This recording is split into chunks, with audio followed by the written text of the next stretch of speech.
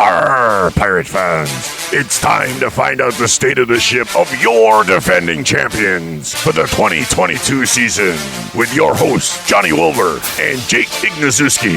And now, it's the state of the ship. Welcome into the state of the ship, Johnny Wilbur and the big man, Jake Ignaszewski. Jake, it's been a long time. Nice to see you. A little bit of different setting, too, here as we float through the off-season. And we're floating through a lot of things here today. And it's just nice to be back here talking a little bit about the Pirates. It may be for the last time in this segment of this state of the ship. But I tell you what, it's been a fun time. We got a lot to go through. So first of all, there's been a big shakeup in the IFL with the XFL and the drafts, and you're the smart one. So I'm going to let you go through the notes of it. But wow, a lot of our players, former players, current players, signed in with the XFL now, taken in the XFL draft, whether it be in the original draft and then the supplemental draft after, and even still another supplemental draft, which this new relationship between the IFL and the XFL, it looks like it's going to be a great partnership for everybody. I agree, and I think this partnership is huge, not only for the indoor football league's competitiveness on each team, but also just the competitiveness of spring football. There's the USFL, now the XFL coming in, and I think it was a great opportunity for not only some of these players to have the opportunity to move up, and that's one of the biggest things I think, and the most exciting things when you go to a Pirates game, is you're going to watch players that could be future NFL players, and now we see a lot of future XFL players, and it's all about just making that next step, moving up. A lot of these players had their opportunity in the NFL or in these big programs in college, and they come to the Pirates to get an opportunity to gain film and then ultimately move up. So the Pirates saw 18 players who either signed with the team or suited up and played in game action be attending XFL training camp. We saw 12 players from the 2022 roster who were drafted or were placed on training camp rosters. And one big component that some people might not realize is you see the XFL draft, but then there's also another thing called the NFL Alumni Academy. This was something that I just learned about over these past few months, and it's an opportunity for players who are looking to move up, sort of like most Pirates players are, and they get to showcase in front of NFL scouts and have the opportunity to work with high-level coaches. And we saw 5 different Pirates players get the opportunity to be a part of this academy, and Alejandro Benefield, Mike Glass. A couple of names you might recognize. Exactly. Devion Renfro, Larry Williams, and Dedrick Thomas. And so since they were able to attend the academy, they are automatically added to XFL training camps. Now, the one component I think we should note with the partnership between the XFL and the IFL, with me saying that this really helps out the competitive balance between the two leagues, what I mean by that is with this partnership, anytime a player gets cut from an XFL roster, whether it's through training camp or just on the active roster once the season officially gets started, then that player will be assigned to whatever IFL team has their rights. And so that really helps, a lot of the competitiveness stick in the indoor football league, but that also means that there's a lot of moving parts as well. And that relationship together is really going to help drive more competitive football, more guys, younger guys that maybe didn't get a look out of college, that have, had to work a little bit harder to get there, some more opportunities. And that's the one thing that I feel like not a lot of people noticed, especially during COVID, and that was overlooked, is a lot of those guys who should have had the opportunity to play during the 2020 season, sure, and been also able to work out in front of NFL scouts, and maybe should have had the opportunity to be in the 2020 draft, got that sort of taken away from them due to the pandemic. So teams like the Pirates, as well as the XFL and the USL, give them an opportunity to build up film so then they are able to showcase that they deserve to move up. You mentioned Alejandro Benefield, Mike Glass. Now, they haven't been chosen by any team. They're in that NFL alumni. They'll go into almost like a fishbowl, and these XFL teams will be able to pull them out and assign them to their team. They have the chance then to make the team or not. Exactly, and it also gives more opportunity for a new quarterback to take the reins under center for the Massachusetts Pirates. Now, that may make some fans nervous, but at the same time, with General Manager Jawadi Team at the helm, we've seen throughout the time that the Pirates have been in existence, they always field a very competitive team. But that also means that you're able to see a guy in my class, as well as United Bowl MVP Alejandro Benefield, get that opportunity to move up. And, fans who were able to sit in these seats and watch two of those guys play, they could potentially be looking at a starting quarterback for an XFL team next season. Coming back, 3 years, 2 years removed from the United Bowl championship, I feel that this upcoming season is going to be a hungry one for the Pirates, and I think that they're going to be looking to make a statement and then say, hey, we weren't just a fluke, we weren't just one and done. We're going to be competitive, and we're going to stay competitive. And I think that seeing how many either current or former Pirates were chosen in that XFL draft shows that they have a good program here in Worcester. Exactly. And you even saw it with the USFL draft as well. The Pirates had the most players move up into the USFL. And that's one thing as well. The USFL is still intact. So there could be a lot of different moving parts throughout the season, which for fans to keep in mind, that's a good thing. You're going to be able to see guys who could potentially continue to move up, but that also means that there's a lot of moving parts. Now, the one thing... It means there's more football. Exactly. But the one thing for fans to stay confident, because, I've seen here or there some comments about fans saying that, feeling weary about the lack of signings. The main thing with not only the USFL, but the XFL draft been approaching for the last few months or so, obviously happened this past month. That was the biggest thing is, some players were waiting to see if they had that opportunity to move up to the XFL in order to obviously commit to signing, whether it's with the Pirates or any IFL team. But the one thing for fans to keep in mind is that players who previously have signed with the Pirates over this past offseason do have the opportunity to get drafted into the XFL in the supplemental draft. Which much like the USFL last year. Exactly, and that's going to be taking place at the beginning of March. Now, players who played in the USFL and also have played for other leagues will have the opportunity to get drafted in that supplemental draft. So what's good is you could see some players move up, but you could also see some players stay as well. So, for example, Arian Maxey Penn and Ezekiel Rose, two players who the Pirates have already re-signed. Let's say they do move up to the XFL. If they get cut or released, they come right back to Massachusetts because Massachusetts already has their rights. Now, will the Pirates have ease of signing, or will this collaboration have as good of or as easy a signing? The Pirates, as soon as there was an injury throughout the regular season, you were able to bring in a new kicker, or we saw a couple of quarterbacks like Mike Glass come in off the inactive rosters. Will that affect any of that free agency throughout the season? I think it'll actually help it. I think with the partnership between the XFL and the IFL, it'll make players a lot more hungry to want to join the IFL, because that gives them the opportunity to ultimately move up. And you mentioned the injuries, and that's one thing that I believe Jawad definitely has that in the back of his mind when building this next 2023 team, is to ensure that they do have the depth in order to withstand what we saw, 22 total injuries this past season. But one other component of the partnership between the XFL and the IFL that I want to mention that will bring some ease to some fans' minds. As I mentioned, the Pirates don't currently have a quarterback under contract for the 2023 season. But what's good within the case of a partnership between the XFL and the IFL is that past the beginning of March, any XFL team is not allowed to sign any quarterback that is already committed to an IFL team. So that helps ultimately the competitiveness, not only for the team, because as we know, majority of the time, it's a team sport, but the quarterback is the center of that offense. And so being able to have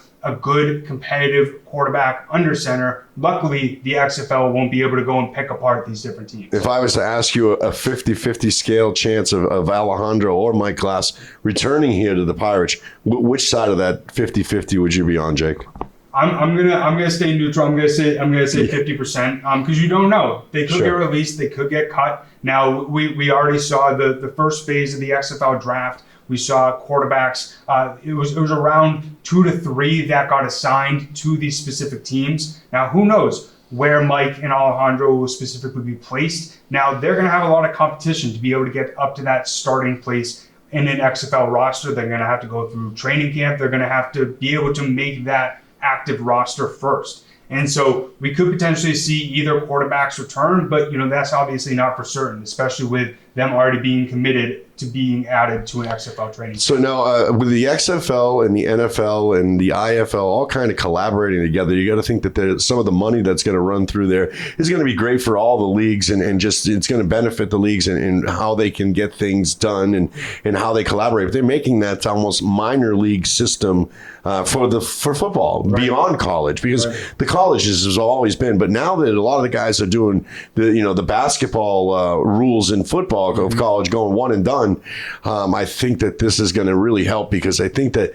even listening to some of the NFL players now with the non-rigors of this NFL season, and meaning that they don't really practice as much as they used to, and I think that's why you're seeing NFL teams not producing as well. So I think that if you got more guys playing year round, that's going to produce a better product on the field at the top. And what's nice is that there's a much bigger pool of players that can be selected in the NFL with actual professional film. Sure. So we see a lot of these guys who are free agents coming out of college. They have the college film, but they don't have the professional film. And that's one of the biggest reasons why we see guys ultimately signed with the Pirates. But one thing that I wanted to do is I wanted to sort of give a recap to fans who weren't able to watch the XFL draft or see any of the coverage that we had on our socials of what guys they might have seen either play last season, 2021, or in the past on not only Phoenix Field in the DCU Center, but also suited up in a Massachusetts Pirates uniform. And the first person that was selected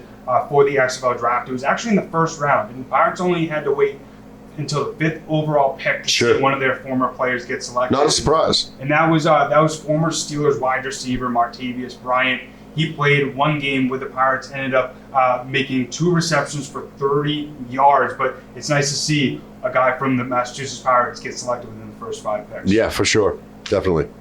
And then now looking at that second pick, we saw wide receiver Dontez Bird. And Bird actually suited up for the Pirates this past season in 2022. Only played in 3 games, but we also saw him make a huge impact in 2021. Ended up playing 10 games during the championship season, including playoffs, making 20 catches, 262 yards, 3 touchdowns. Then this past season, had 9 receptions and 81 yards with 3 touchdowns. So definitely nice to see one of the players from the stacked Pirates wide receiver core and two wide receivers from 2021 get the opportunity to move up. Without a doubt. And, just to see the list of Pirates alumni that were chosen in the draft is pretty impressive. Very true. And keep going. Exactly. And so we got another guy from the 2021 team, and defensive back Santos Ramirez. He heard his name be called in the 18th round with the 52nd pick.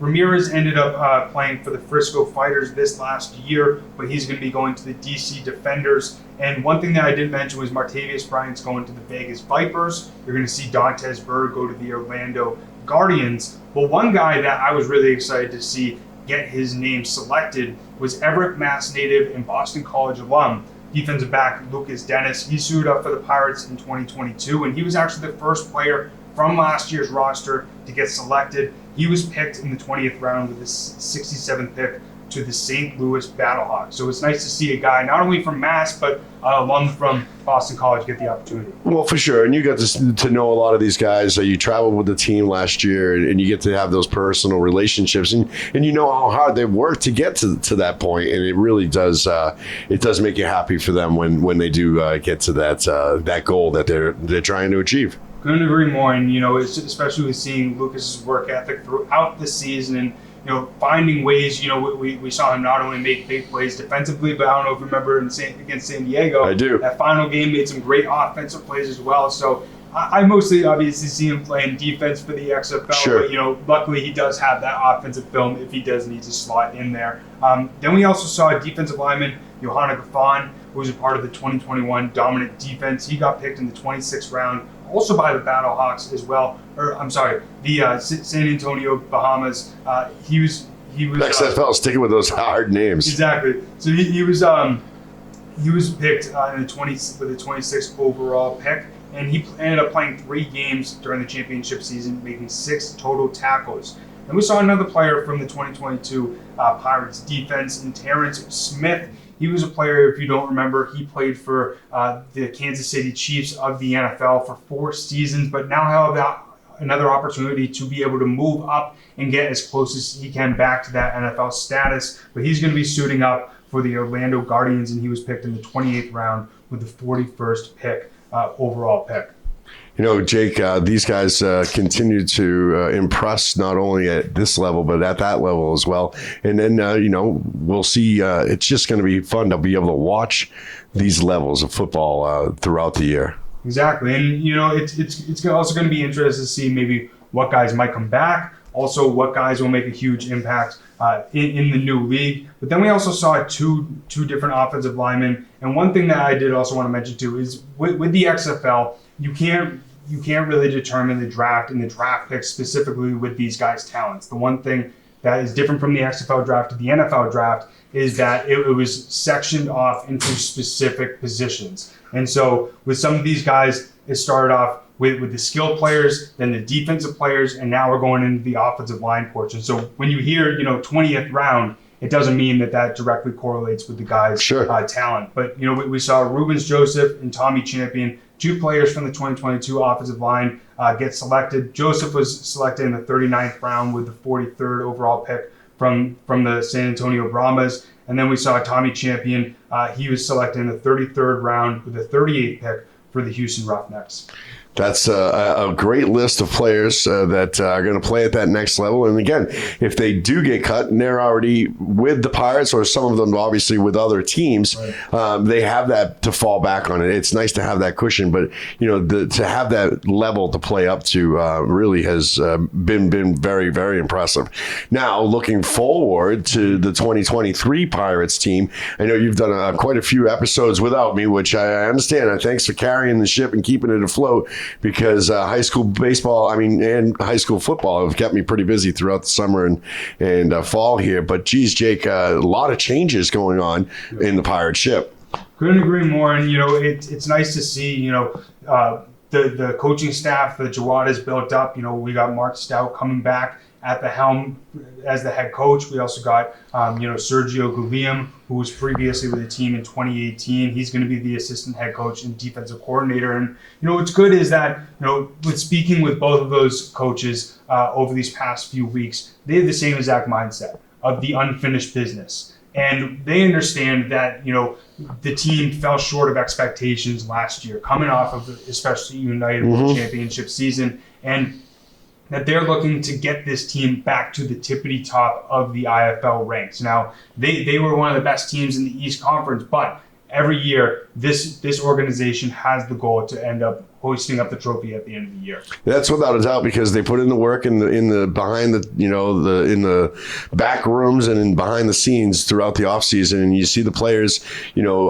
putting in the work as well. And when they are out there trying to scout them and trying to, that's another great thing, is they can see these workouts and some of the other teams that didn't pick up somebody, maybe they find something special in some of these other draft drops, that have come out of the XFL or even the USFL. So you got to think that building the Pirates in that manner and trying to restock the ship is going to be maybe even a little tougher with all of the guys that are wanting to go to the XFL. But the quality, I think, that will return will be better. Very true. And one thing I think as well is, it's good that Jawad's finding ways to get multiple different coaches from multiple different areas. Also Mook Zimmerman is going to be a part of the coaching staff as well. He has a lot of great experience in arena football, and I think with the amount of years of experience that the coaching staff is going to have, they're going to do a lot better job than I believe last year's coaching staff did of implementing a strong chemistry. That is the biggest thing that I've talked about, not only with Coach Stout but Coach Guilliam, is that chemistry and building that up early, and especially that bond. And that's one thing that Sergio Guilliam brought up in our interview, which I thought was very telling of what we could see this team being a lot more bonded. He talked about his family-oriented coaching style and looking at it as a family-oriented sort of organization. And he understands the goals of this team. And, he was also able to be a defensive coordinator for the Albany Empire back in 2021 when they won the championship. Right. So he understands what it takes. Jake, you understand what it takes. You've done a great job, too, and I know that you want to say a couple of words here, but I first want to say it's been a pleasure being able to work with you. This is your last state of the ship, and I'm an old man, so I'm going to stick around and do the voice in the arena, and you may find me on the state of the ship, or you may not, but for you got big things in your future. It's been a pleasure, my friend, to be a part of this with you, and to get to know you and to work with you. And hopefully when you make it big in Hollywood someday, or in one of these major league sports teams, which I know you will, you'll remember us little guys, and you'll come back and say, "Hey, Johnny, I got a voiceover or something I need from you." Good job. Good luck to you, Jake. Appreciate it, John. It's been great working with you and, learning from you, throughout this past year or so. And, John alluded to it. This is going to be my last state of the ship. I'm going to be leaving the organization to go towards other endeavors. But, it's been an incredible opportunity and experience for me, not only working for the organization, but, getting to meet Pirates Nation, getting to meet the fans, getting to see the passion that the fans really have for seeing this team win. And that's the biggest thing that I'm really excited to see going into 2023 is what championship caliber roster Joie is going to put on that field, and what sort of energy Pirates Nation is going to bring. And so from the bottom of my heart, really appreciate whether you just watched the video on whatever social media platform that you like to use, you gave it a like, or even if you just watched 2 seconds of this podcast of John and I talking into these microphones. It really does mean the world to both of us, and to me myself, somebody who puts a lot of work into these episodes, and somebody who puts a lot of work into the content that we output as well. But really appreciate you taking the time as always to tune in. And it's not goodbye, it's see you later. I'm definitely going to be coming back to games, so it'll be great to see. Are you crying? Fans in the future. No, but really appreciate all the support throughout this past year. But we'll end it how we always end it. That's it. It's a arg. Arr, we'll see you later on the state of the ship.